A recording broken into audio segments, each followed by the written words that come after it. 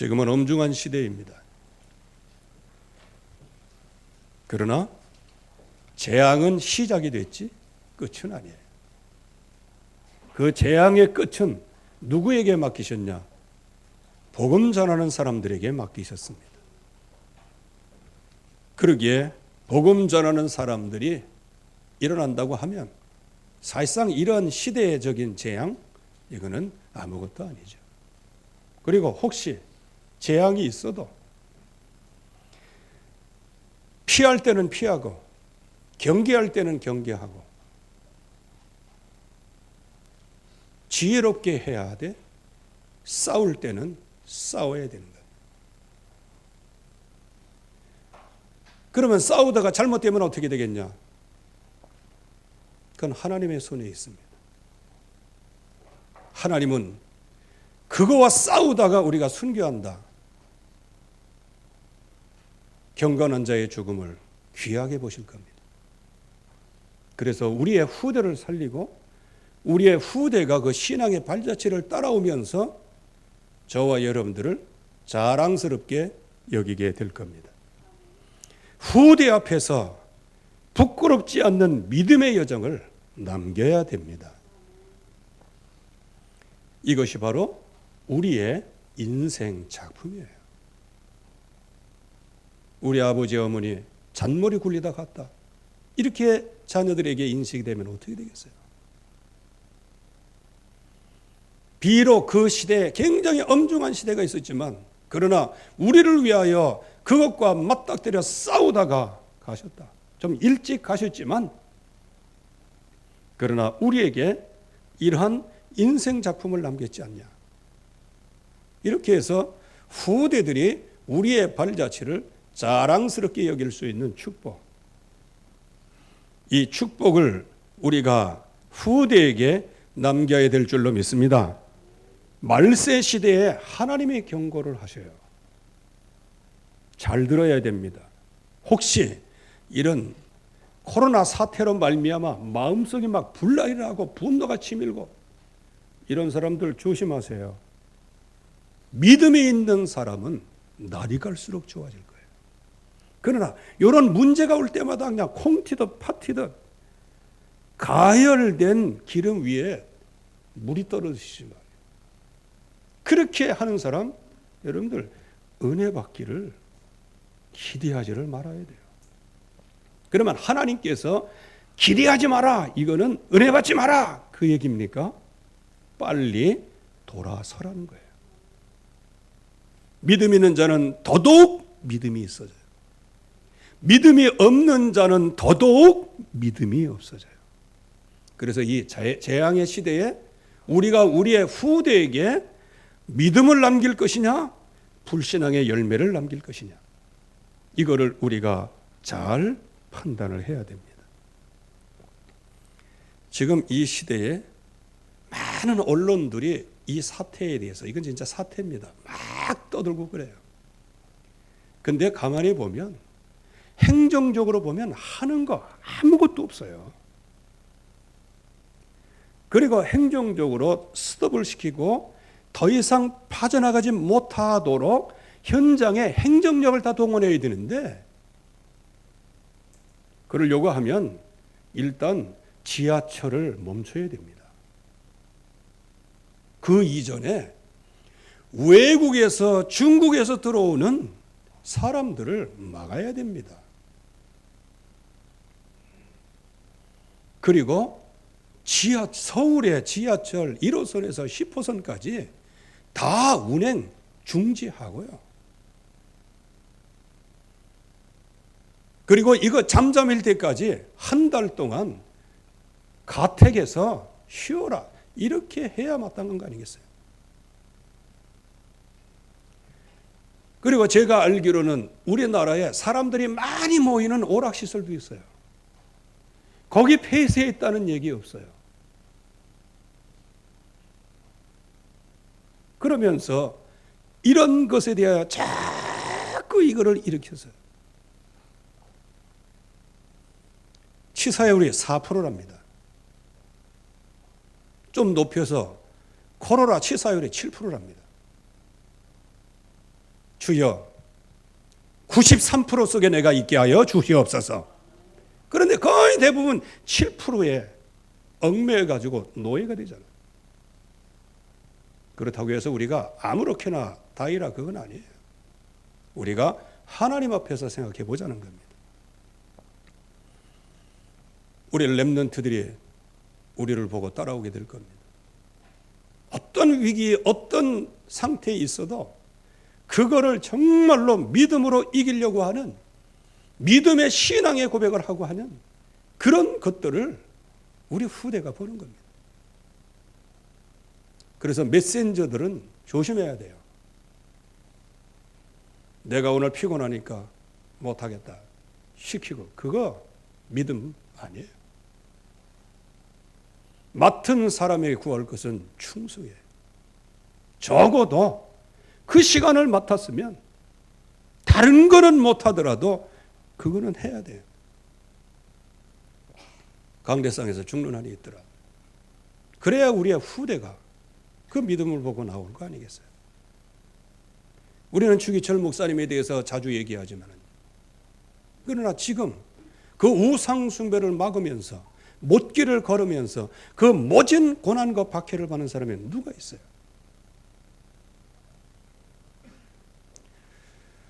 그래서 우리는 이 재앙의 시대에 믿음으로 나아가는 사람이 있고 불신앙으로 나아가는 사람이 있다. 그래서 여러분들이 꼭 알아야 됩니다. 지금 이 시대에는요, 돌이킬 수 있는 시대가 있고 되돌리지 못하는 시기가 있어요. 지금 이 시대의 신앙은 한 번 나가면 돌리기가 어려운 시대예요. 그래서 우리는 하나님이 주시는 약속을 응답으로 받아야 됩니다. 그래서 우리는 개인 캠프의 응답을 받아야 돼요. 그 중에 오늘 우리가 영적 상태를 바르게 세워야 된다. 저도 많은 사람들의 전화를 받고 뭐 이리 사라 하고 옆에서 뭐 하고 사람들 뭐 하고 막 그렇게 해서 마치 사자 앞에서 원숭이 왔다 갔다 하듯이 그런 걸 보면서 그래 지혜롭게 해야지. 근데 가만히 보면 남는 것은 믿음이 남는 게 아니고요. 이 시대의 위기 앞에 쪼그라든 나의 모습이 남아있는 거예요. 그러면 우리의 후대는 어떻게 되는 거예요? 좀 뭐 다른 말씀입니다만 그 전에 이제 우리 청년들하고 이난이하고 같이 이제 삼계탕 집에서 삼계탕을 먹었습니다. 그 삼계탕 집에 가면 뭐가 나오죠? 꼭 그 병하고 그 잔이 나와요. 그래서 내가 이난이한테 물어봤어요. 야, 이 목사님이 이거 한 잔 해도 되냐 안 되냐? 그랬더니 되지요. 그러더라고요. 그 지가 하나님처럼 얘기를 해요. 네. 괜찮습니다. 이거 날 격려를 다해야 돼. 이난아 잘 들어봐라. 내가 이거를 먹을 수도 있다. 나도 이거를 먹는 거 하나도 뭐 신앙적인 양심에 그런 거리낌 하나도 없다. 근데 한 가지는 있다. 그게 나비 효과라고 하는 것인데 내가 여기서 뭐 무너진다는 표현은 좀 그렇고 그래도 뭐 그 표현을 한번 씁시다. 내가 여기에서 무너지면 너네들은 그게 FM으로 받아들이게 된다. 그러면 너와 네 후배는 그 먹는 것을 당연하게 생각할 거다. 그러면 요게 조금 더 변질되면 어떻게 되냐? 꼭 삼계탕 집에서 그것만 먹어야 되냐? 같은 알코올인데 호프집에서 뭐 한 잔 해도 괜찮지 않겠냐? 한 잔 그것도. 그러면 그 후대 내려가면 어떻게 되느냐? 꼭 뭐 한 잔이 되냐? 아니 그래도 성부, 성자, 성령 하나님이니까 새 기도하고 먹으면 되지 않냐? 이렇게 슬슬 내려가는 거예요. 결론부터 말씀을 드립니다. 나중에는요, 대학부 청년부 맡은 부장 장로님이나 부장 집사님이나 부장 중직자들이 야 오늘 임원회 호프집 몇 시까지 와 알았지? 이렇게 되는 거예요. 그래서 오늘 기준을 세워놓는 게 중요해요. 우리 장로님들요. 그리고 한 가정에서도 가장의 기준을 세워야 돼. 우리 후대에게 뭘 남길 것이냐. 이게 가장 중요한 것이고, 뭘 남기는 그 작품은 무엇 때문에 이루어지는가? 영적 상태가 다 좌우한다. 그래서 우리 영적 상태를 빨리 회복을 해야 되는 겁니다. 우리의 현장은 절대 불가능한 현장이에요. 불가능한 전도예요. 그래서 거의 대부분 겉핥기를 하고 있지 사실적인 핵심적인 전도는 되어지지 않는 상태가 초대교회였어요. 3,000명, 5,000명 회개하고는 돌아왔지만 그들을 이끌 수 있는 핵심 키워드가 없는 거예요.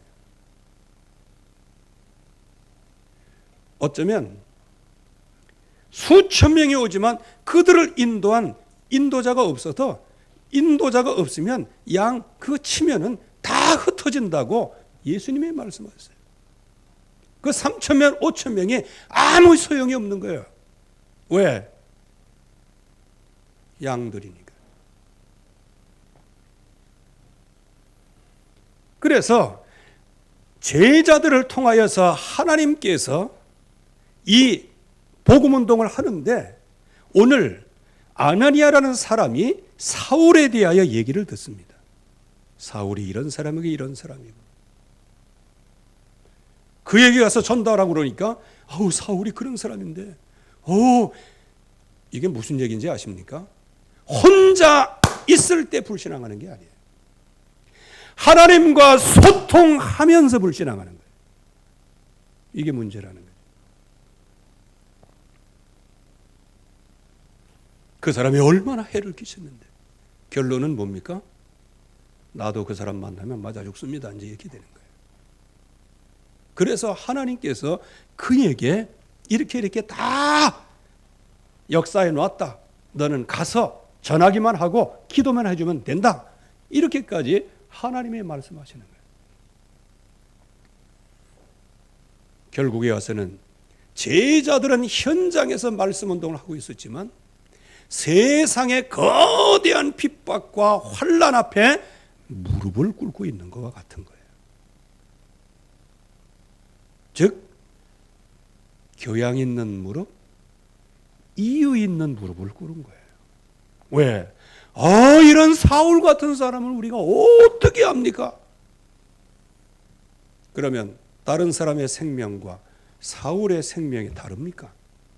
똑같은 생명인데. 그러면 우리가 먼저 무엇을 보아야 되는가?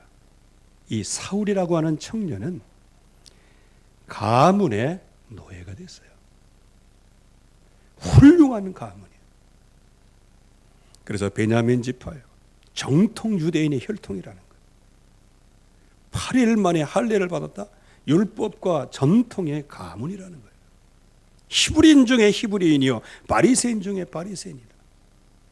그러나 나중에 이 사울이 예수 그리스도를 만나고 이 모든 훌륭한 가문, 이거를 배설물과 같이 버렸다는 거예요.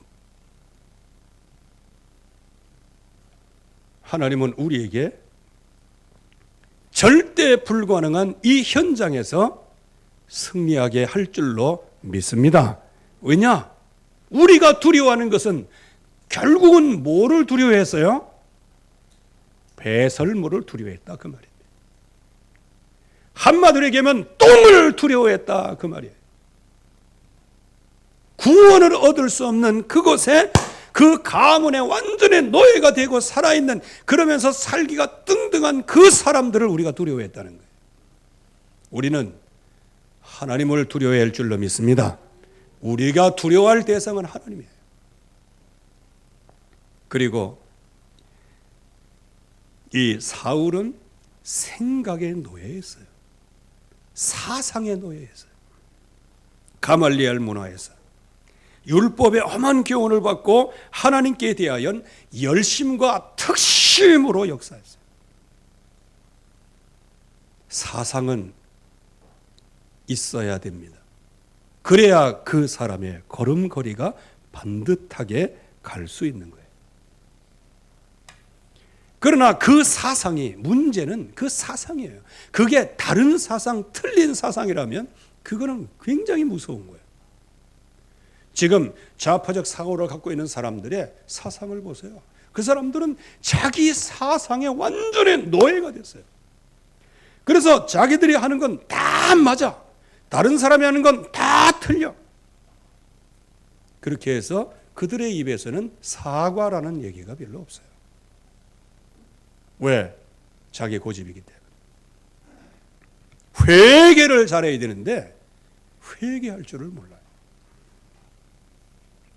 그리고 이 사울은 집착의 노예, 한마디로 얘기하면 자기의 신념의 노예가 됐어요.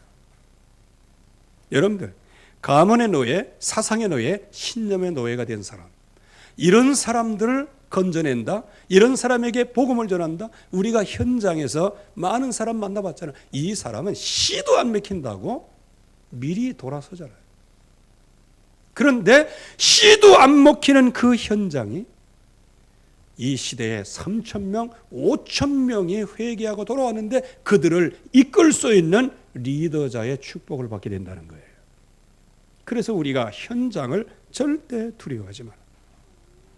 어느 정도까지 자기 신념의 노예가 되고 집착했는지 아십니까? 사도행전 5장 34절에서 39절 말씀에 하도 바리새인들이 제자들을 막 핍박하고 막 그러니까 가말리엘이에요. 이 바울이 가말리알 문화생활이에요. 가말리엘이 직접 메시지를 전달했어요. 이게 사람에게서 나왔으면 없어질 것이고 하나님께로부터 나왔다면 우리가 하나님을 대적하는 것이 되니 이 사람들을 그냥 버려두라. 이게 가말리엘의 메시지였어요. 그런데 가말리알 문화생이고 그 가말리알의 사상을 따라가야 될 사람이 가말리알의 그 메시지를 거부하고 스데반을 죽음을 마땅하게 여기고 거기에다가 막 살기가 등등해서 교회를 잔멸하려고 올라가는 거예요. 자기 스승의 얘기 듣지도 않습니다. 이게 사울이라는 청년이에요. 그러면서 예루살렘에 뿐만 아니고 이제는 이 엄청난 핍박, 모든 교회를 잔멸하려고 하는 모든 성도를 다 잡아 죽이려고 하는 그 외연 확장을 하는데 어디까지 확장이 들어가요? 다메섹까지 확장하러 들어가는 거예요. 공문을 가지고. 예루살렘에 있을 때는 공문이 필요 없죠. 왜? 잡아다가 그냥 제사장 앞에 세우면 되는 거니까. 그런데 멀리 떨어지면은 그거 데려다 오고 시간 다 낭비하잖아. 그러니까 완전히 공문을 딱 들고 딱 가서 그냥 현장에서 재판하고 그렇게 해서 그냥 무름대서하고 다 끌어오는 거예요.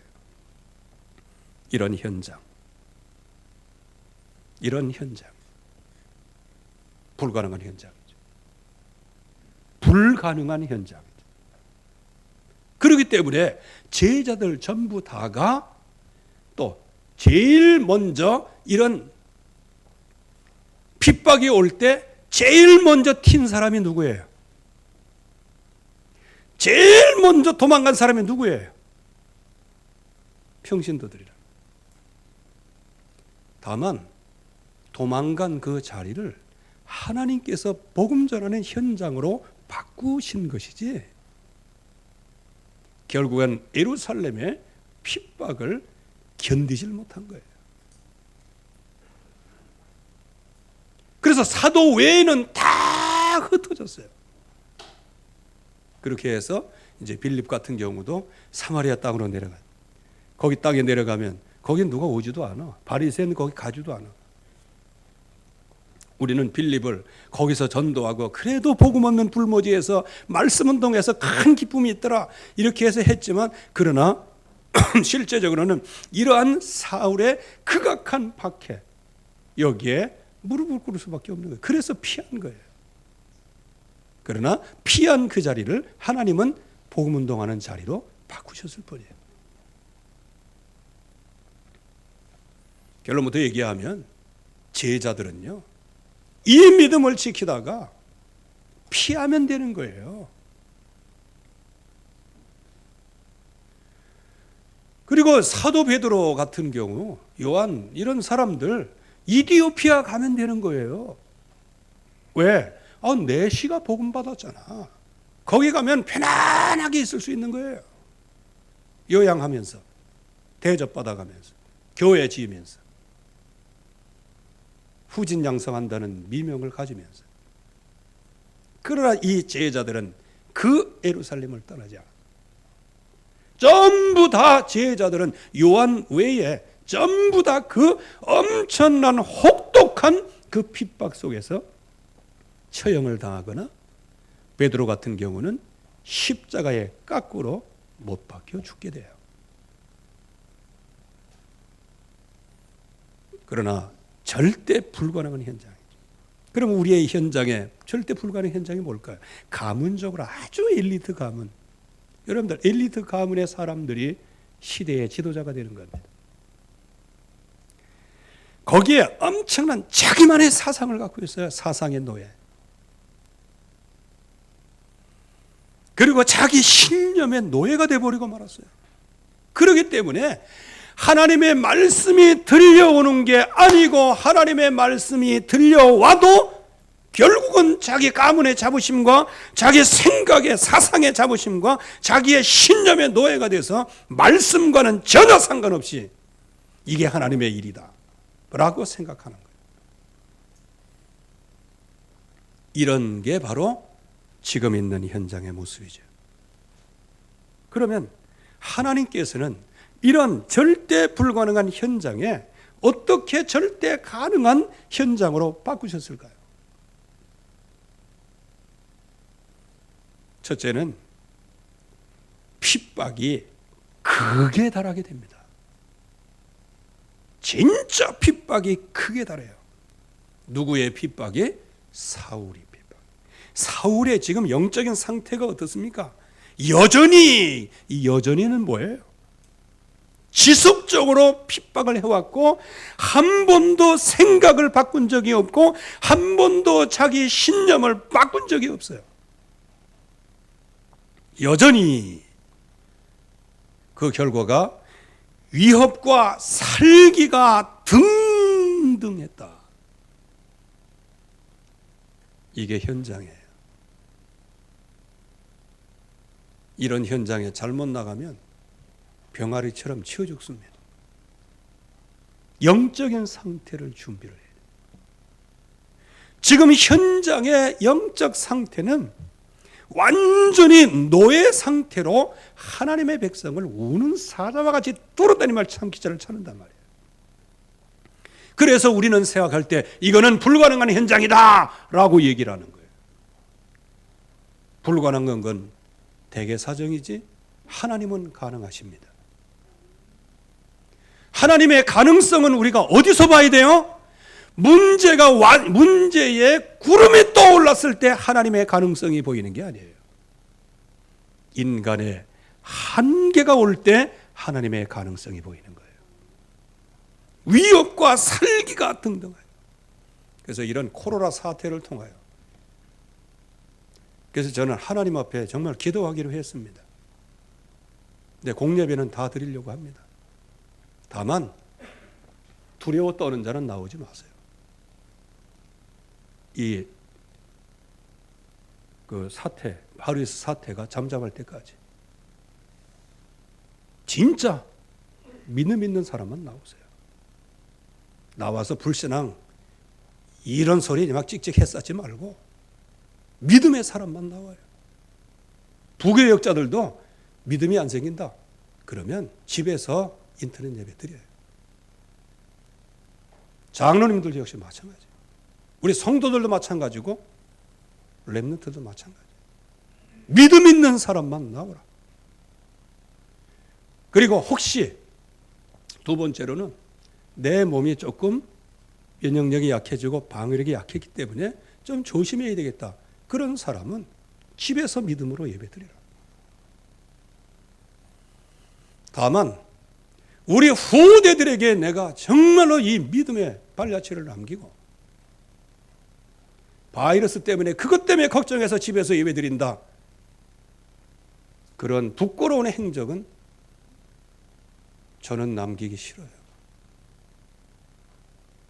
오늘 내가 바이러스의 확진 판정을 받았다고 하더라도 말이에요. 나는 93%의 가능성을 가지고 하나님 앞에 설 겁니다. 왜 내가 7%의 그 사망 프로테이지에 내가 왜 망해? 야구 선수도 3할 되면은 수백만 달러, 수천만 달러 받는데 30% 성공했는데. 그런데 우리는 93%의 성공 가능성이 있는 거 아니에요? 계산으로 따져봐도. 그런데 그 7% 때문에 여러분들의 인생을 매몰시켜? 그건 말도 안 되는 거예요. 그러나 조심은 해야 돼요. 경계는 해야 돼요. 그래서 여러분들이 마스크를 쓰셔야 된다. 그것까지는 괜찮아요. 그래서 여러분들이 다 마스크 다 잘 쓰고 계시네요. 다 쓰고 응답을 받아야 됩니다. 살기와 위협이 등등해서요, 체포 공문을 가지고 나가는 거예요. 그게 다르죠. 이걸 갖다가 한마디로 얘기하면 복음을 박해하는 광란의 칼춤을 추는 거예요. 누가? 흑암의 권세가 말이에요. 사울의 잘못된 사명이 칼춤을 추는 거예요.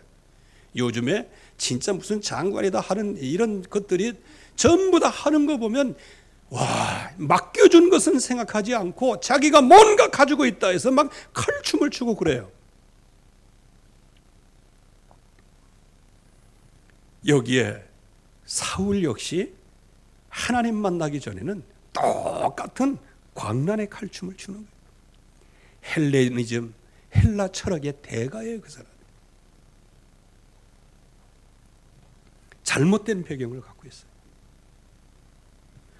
그리고 유대교 신앙 전통 그것을 위배한다.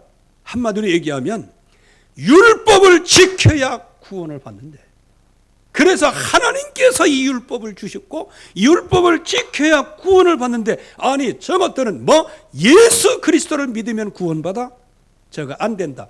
그래서 그거를 완전히 척결하기 위해서요. 그게 자기의 믿음이었어요. 잘못된 사명이죠. 제자들을 박멸을 하기 시작합니다. 믿는 사람들을 박멸을 하기 시작하는 거예요. 그게 하나님을 위한 사명이라고. 그런데 여기에서요, 분명한 하나가 드러나는 거예요. 사울은 모든 것에서는 완벽했는데 하나님을 만난 적이 없어요. 왜? 하나님 만나는 길로 그리스도를 주셨잖아요. 근데 그 그리스도를 몰라. 그리스도를 모르고 믿지 않는데 어떻게 하나님을 만나요? 그러니까 하나님을 만나지도 못했어요. 하나님과 소통하지도 못했어요. 오직 있는 것이라고 하는 가문에 놓여, 생각에 놓여, 집착에 놓여, 오직 율법 거기에 딱 집착하고 있는데, 예수 믿으면 구원받고 예수님께서 십자가 달려 죽으신 그 보혈의 피로 우리가 용서함 받고 믿음으로 하나님을 만난다, 이렇게 얘기하고 다니니까 이 사울의 입장에서는 막 기를 막고가 안 듣고 싶은 거예요.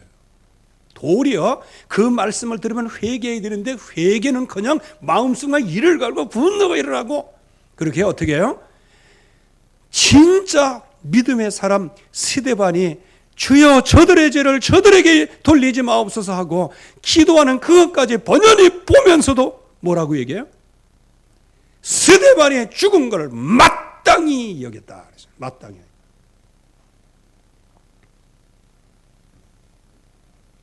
그러나 이러한 극에 달한 핍박, 어려움, 극에 달한 내게 온 어려움, 극에 달한 내게 온 고통의 이 시간표,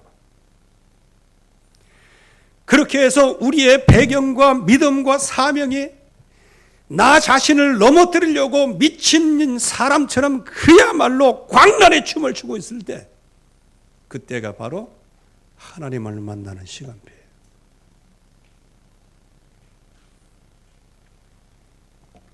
그리스도께서 빛으로 오십니다.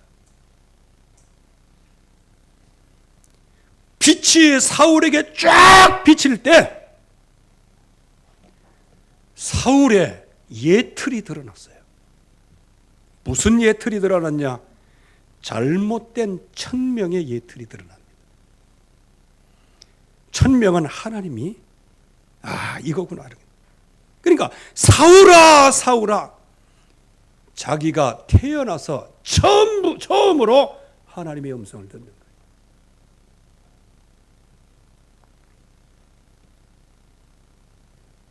처음으로 하나님의 음성이 들려요.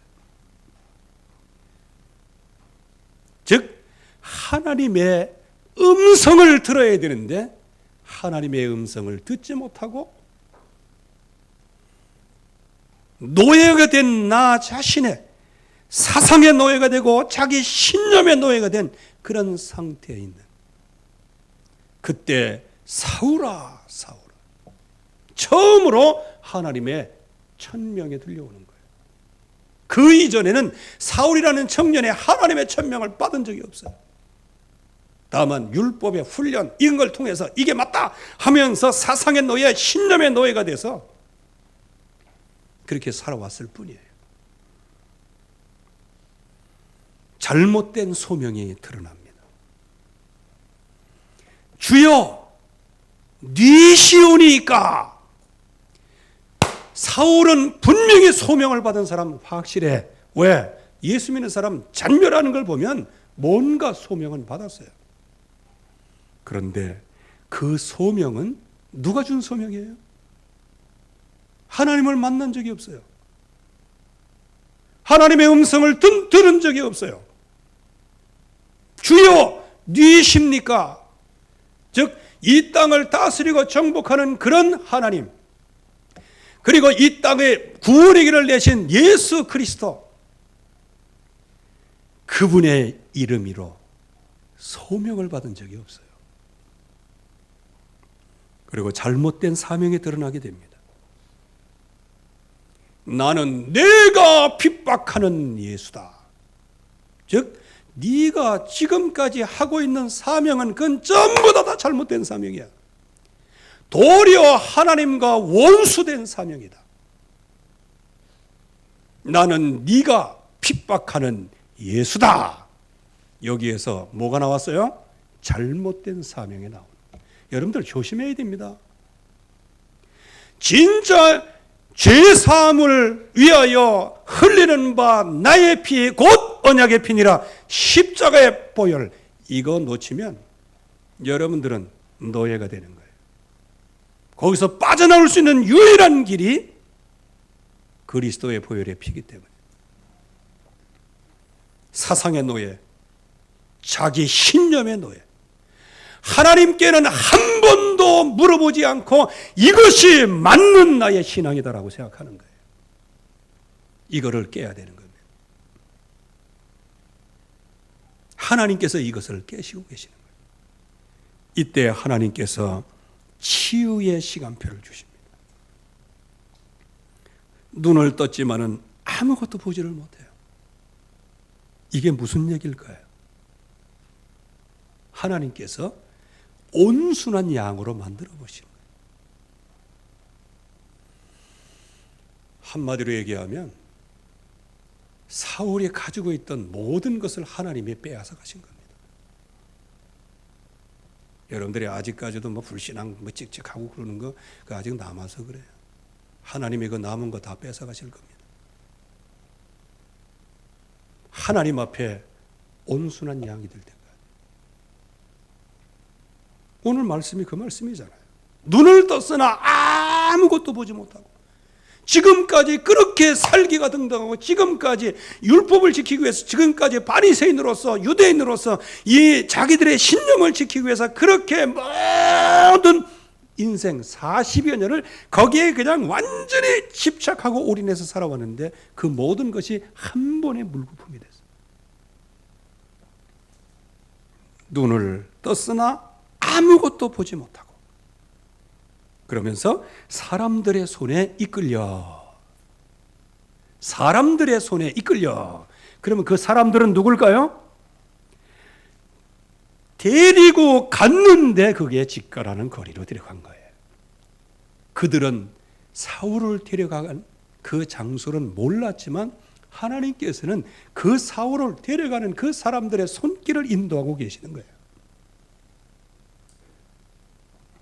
말씀에 길들이지는 시간이에요. 여러분들 불신하게 자꾸 생각하십니까?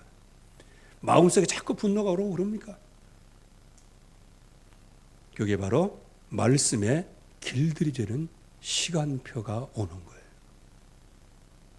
여러분들 꼭 절체절명의 순간에 하나님 만나랍니까? 있는 병 없는 병 그렇게 해서 완전히 절벽 가운데서 주여 살려주세요 이렇게 돌아오기를 원하십니까? 그렇게라도 돌아오면 괜찮아. 절벽까지 갔다가 주여 살려주세요 하고 건강하게 하면 옛날보다 더 핍박하는 사람이 되고 옛날보다 더 불신하는 사람이 돼. 그래서 하나님의 나에게 영적인 상태로 경고등을 보내시는 게 있어요. 그거를 우리가 잘 봐야 되는 거예요. 그래서 주여 정말로 하나님의 양이 되게 하시고 말씀에 길들여지는 시간이 되게 하여 주시옵소서. 이거를 놓고 우리가 기도해야 돼요. 그러면서 사흘 동안 눈도 안 보이고 먹지도 마시지도 않았어요. 사흘. 여러분들 3일 한번 굶어보세요. 그래서 금식 기도할 때 미리 해본 사람들이 다 얘기를 해요. 제일 첫 번째 위기는 언제 오냐? 3일째 온다. 3일. 그때 포기하는 게 절반을 포기한다는 거예요. 왜? 많이 먹었다가 3일 동안 안 먹으니까 얘는 죽는 거예요. 두 번째 위기 일주일. 아우 진짜 일주일 되니까 사람이 진짜 헛게 보이고 막 그래요. 그러면서 14일, 15일. 요때 한바탕 오지요. 그때는 들어놓아도 편하지 않고 엎어져도 편하지 않고 의지에 앉아도 편하지 않고 왜? 이 전부터 다 빠져나가기 때문에 그냥 앉아도 뼈다구 때문에 아프고 엎으면은 허리 아프고 옆으로 누우면은 이게 그래도 저기 근육이 베개가 됐었는데 이불이 됐었는데 그것도 없지. 엎어져 있어도 5분을 못 있고 자빠져 있어도 5분을 못 있고 옆으로 있어도 5분 못 있고 서 있자니 힘이 없고 걸어 다니다니 그러고 그때 내가 무슨 짓을 하고 있나 이런 질문을 던지게 돼. 이제 그거 지나면은 이제 30일까지는 간다는 거예요.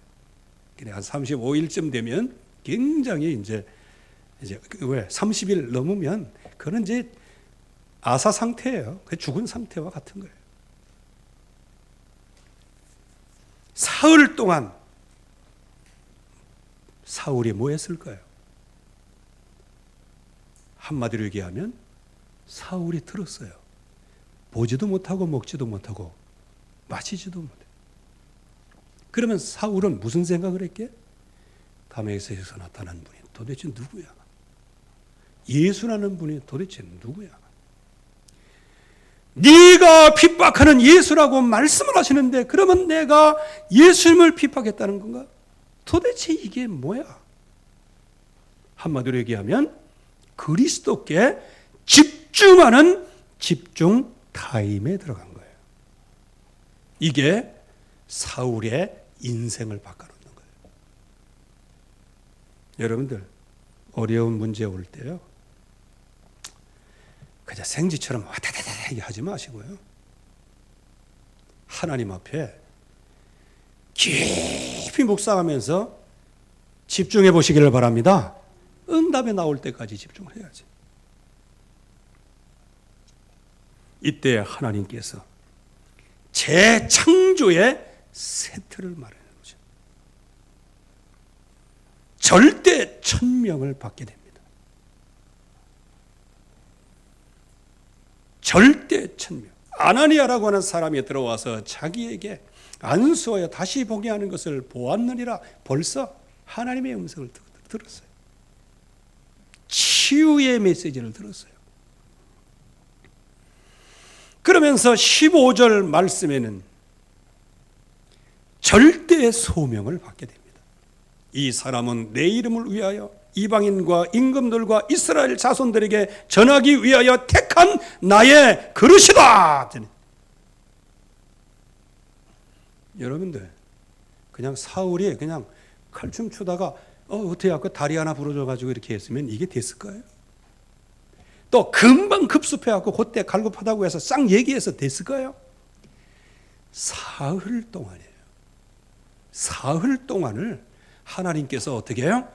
하나님의 약속의 말씀을 잘 받아들일 수 있도록 뜸을 들이시는 거예요. 시간표를 주시는 거예요. 그러면서 그때 누구를 부르셔요? 아나니아를 부르시잖아요. 그래서 절대 사명을 주십니다. 고난의 모델이 될 거다. 이때 진짜 절대 천명, 절대 소명, 절대 사명의 축복을 받게 되죠. 이게 바로 우리가 갱신하고 받아야 될 축복이요, 개인 캠프 응답의 영적인 상태입니다. 우리는 이 약속을 진짜 붙잡아야 돼요. 자, 이때 두 가지 채널에서 말씀드립니다. 첫째, 아나니아 입장에서. 하나님께서 아나니아가 정말로 절대 불가능하다고, 사울을 붙였을 때도 절대 안 된다고 마음의 중심에 있으면서도 주님께 얘기를 하는 거예요. 그때에 하나님께서 이렇게 하시는 거예요. 하나님의 완벽한 준비입니다. 그때에 하나님께서 그야말로 온순한 양으로 말씀에 길들여지도록 하고 오직 그리스도께 집중을 하긴 해야 되는데, 뭔가 말씀이 들려오고 뭔가 소명을 갖고 뭔가 사명을 가져야 돼. 그 그릇으로 사울을 만드시는 그 시간표, 그때에 다메섹의 아나니아를 부르시는 거예요. 환상 중에 부르셨다? 기도 속에 있었다는 거예요. 내가 여기 있나이다. 항상 하나님의 부르심에 응답할 영적인 상태를 갖고 있었다는 거예요. 뭐 어디를 가라. 지금 몇 시인데요. 어디 좀 가지. 아유, 거기 어려운데요. 어디 좀 가지. 아유, 거기 먼저 갔는데 이 역사가 안 일어나던데요.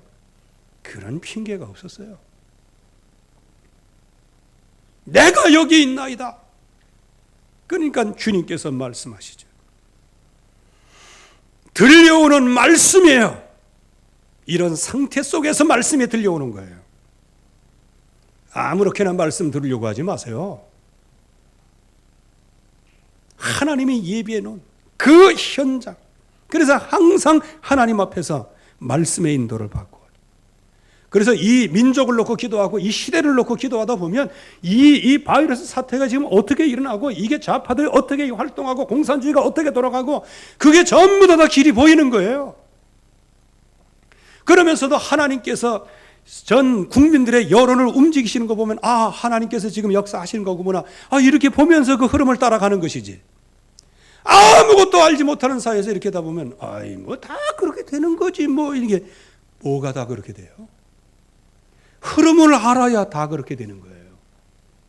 그래서 여러분들이 이 민족을 놓고 기도하시기를 바랍니다. 지금 이 바이러스 사태를 놓고 저와 여러분들이 정말로 기도 속에 있어야 됩니다. 이때 들려지는 말씀이에요. 주께서 이르시되 가라 그랬어요. 가라. 어디로 가라? 직가라는 길로 가라. 여러분들이 혹시 또 궁금할 것 같아서 직가 그러면 외관읍 뭐 이런 걸로 얘기하는데, 직가 그게요, 저거요, 직 바로 이렇게 똑바로 가는 걸 직선, 뭐 직, 가, 1번가 2번가. 우리로 얘기하면 이렇게 쉽게 표현할게요. 하나님께서 저에게 말씀하셨어요. 1번가로 가라. 이게 직가로 가라. 이 얘기예요. 너무 어렵게 생각하지 마시고요. 가서 찾으라.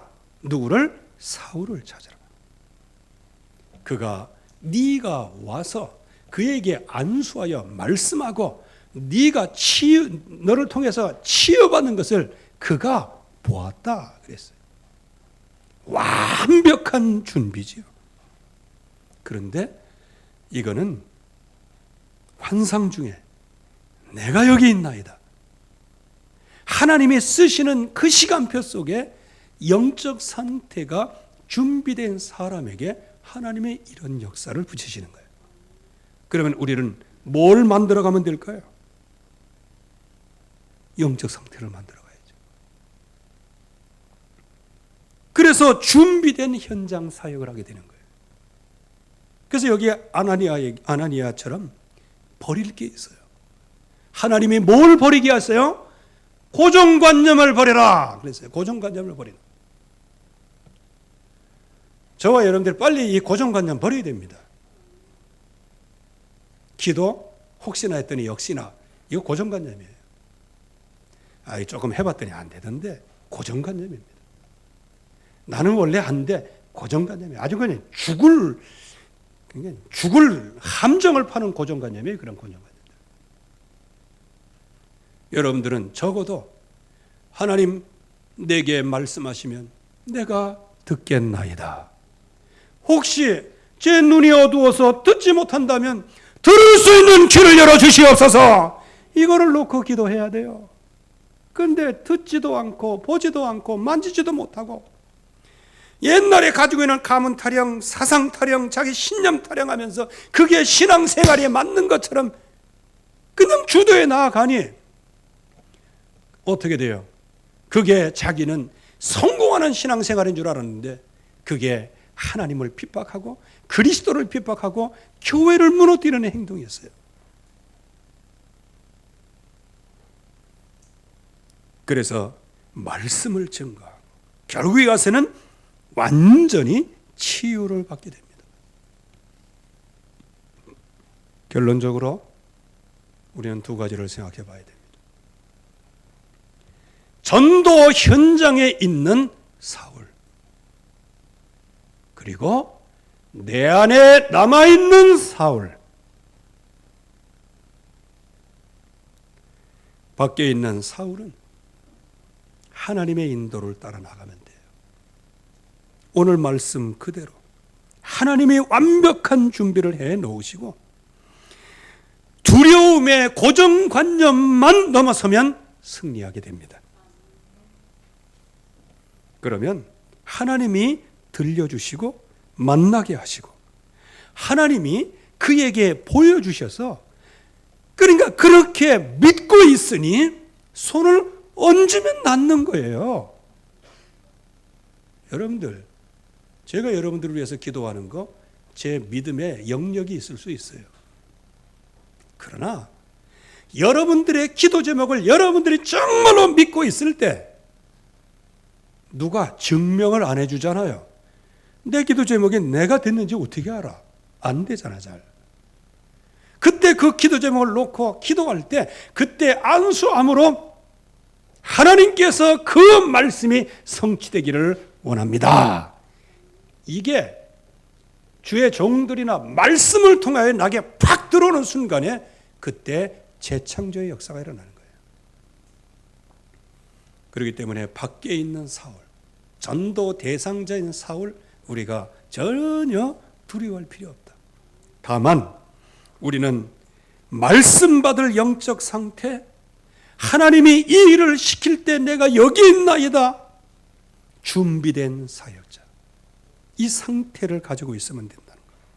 그러면 당연히 들려오게 되죠. 근데 거의 대부분 뭐 하라 그러면 안 되는데요, 안 되는데, 안 되는데, 안 되는데, 아예 그냥 불신앙의 노예가 됐어요. 그 불신앙이 그냥 불신앙이 아니고 불신앙의 신념이 돼서 신념이 돼버리고 말았어요. 불신앙이. 그래서 오늘 하나님께서 사울을 만들어 가시는 과정을 보면서 우리 안에 모든 신념이 무너지기를 주의 이름으로 축원합니다. 내 안에 있는 사울이에요. 배설물을 붙잡고 그게 인생의 전부인 양 가문의 노예가 되고 사상의 노예가 되고 신념의 노예가 되고 집착의 노예가 돼서 결국에 가서는 열심히 일을 하지만 교회를 비박하고 교회 시험 들게 만들고 후대들에게 악한 불신앙의 바이러스를 펼치는 거예요. 그래서 어른들은요, 교회 나가서 애들 앞에 싸우면 안 돼요. 애들 앞에서 여러분들의 분노도 자제할 줄 알아야 돼요. 여러분들의 불신앙의 말 그거 입에 체크를 차올 줄도 알아야 돼요. 만약에 제가 불신앙하면요, 제가 만약에 우리 장로님들하고 같이 모였을 때 제가 불신앙하냐, 그러면 장로님들은 그거를 그대로 받습니다.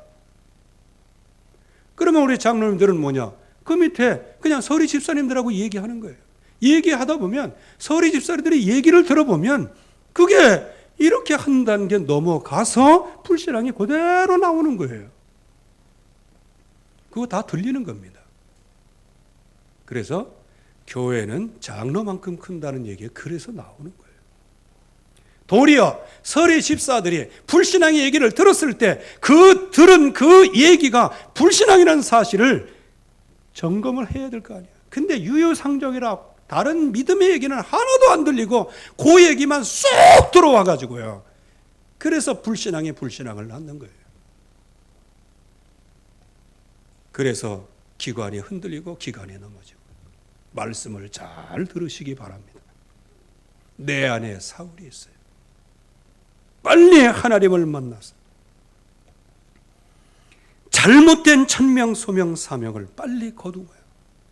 오직 하나님의 말씀 따라가게 하시고 정말 하나님께서 주시는 최고의 축복, 절대 천명, 하나님이 나를 구원하시고 치유하시겠다. 절대 소명, 택한 그릇이요. 절대 사명, 이 세상의 어떤 현장에 가서든지 완전히 순교하기까지 내가 이 사명을 감당하기를 원하나이다. 이때 사울은 3일 동안 주님께 집중하게 있는 가운데 아나니아를 통하여서 이 메시지를 받는 거예요. 그런데 이 메시지가 어느 정도 사울에게 꽂혔냐? 이방인들. 그래서 나는 이방인의 사도라고 그랬어요. 임금들, 가이사 앞에 서야 하리라의 인생 목적이에요. 이스라엘 자손들, 그래서 가는 곳마다 회당을 찾아갔어요. 자, 그거 보세요. 택한 그릇, 그 메시지가 마음속에 각인 뿌리, 체질, 그거 좀 약한 것 같아요. 그냥 뭔가 만소리가 팍, 그걸 언약으로 붙잡은 거예요. 그리고 온갖 죽음의 위기 많았어요. 그 죽음을 두려워하지 않았어요. 돌에 맞아 죽어서 쓰레기장에 던져졌는데도 하나님이 그를 깨우쳐 주시니까, 여러분들 돌에 맞아 보셨습니까? 만신창이가 됐는데 하나님께서 그에게 힘을 주셔가지고 목발 주시고 꽃가마 태워가지고 그 루스드라 성에 들어가게 하셨습니까? 아니에요. 핍박받은 그대로 질질 끌으면서 피 흘리는 채로 그야말로 군대에서 낮은 포복으로 루스드라 성에 들어가는 거예요. 왜? 나의 달려갈 길과 주 예수께 받은 사명, 곧 하나님의 은혜의 복음 전파하는 일을 마치려 하면은 내 생명을 조금도 귀한 것으로 여기지 아니하노라. 이게 아나니아로도 받은 메시지예요. 여러분들 평신도라고 해서 시대적인 종 못 길러냅니까? 아나니아 보세요. 확실하게 하나님께로부터 언약을 받고 전달할 내용이 있으면 여러분이라고 할지라도 판검사 대통령이라고 할지라도 복음을 받게 되어지는 겁니다. 다만 우리의 영적인 상태를 바르게 하여 주시옵소서. 지금 나라가 엄중한 시대입니다. 우리가 정말 기도할 때이고요. 그래서 이 승리가 저와 여러분들에게 있기를 바라고요. 그리고 이 코로나 이 사태가 여러분들의 개인 캠프에 응답을 받는 영적인 상태가 왕성해지고 강력한 위로부터 오는 힘을 얻는 축복의 시간표가 되기를 주의 이름으로 축원합니다. 하나님 아버지 은혜를 감사합니다. 오늘도 주의 약속이 이루어지게 하시고 주의 말씀 속에 성취의 응답을 누리게 하여 주시옵소서. 모든 영광 오직 하나님 홀로 받으시기를 바라옵고 예수 그리스도의 이름으로 기도하옵나이다. 아멘.